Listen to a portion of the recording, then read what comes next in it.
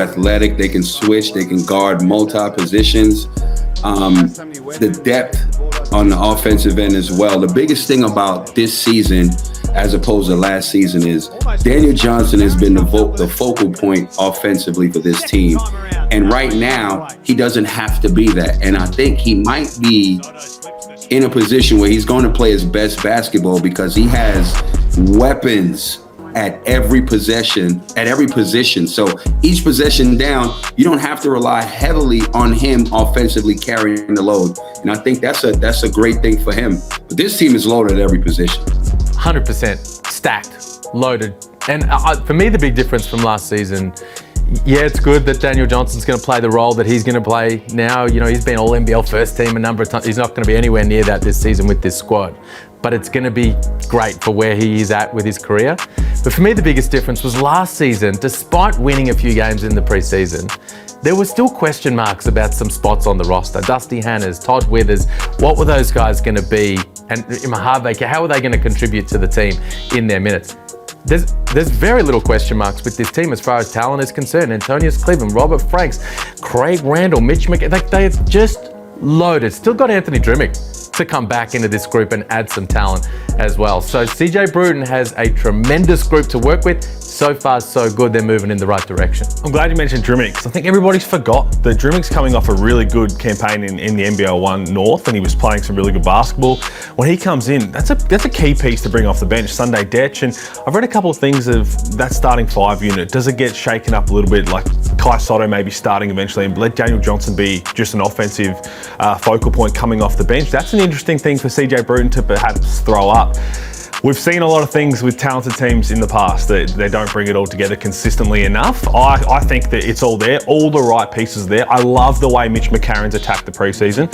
Night and day compared to last year. There's still some question marks, but I think it looks all positive signs. There's two things here. We've discussed this as well. One, this is CJ's team, right? He came in a little bit later. I'm not necessarily saying that there wasn't some talent last year, but this is CJ's team. He's had another 12 months to be like, this is how I want to play my basketball. There's no doubt that the owners have said, you know what, we're kind of sick of being disappointing and not rewarding our fans by playing playoffs. But what I touch on there, I love the fact they come out and said, okay, cool, we're talented. Everyone's talked about us. Bang, let's get to Darwin and make a statement early. Let's just go through a couple of the motions, and I think you did this with the championship team that you played in, where you went from the preseason, you played really well. We're going to get to the NBA, NBL games very shortly and what that all means. But the fact is they went to Darwin and said, all right, there's a little bit more pressure on us this year, but let's not just coast in and go through the motions because we're talented.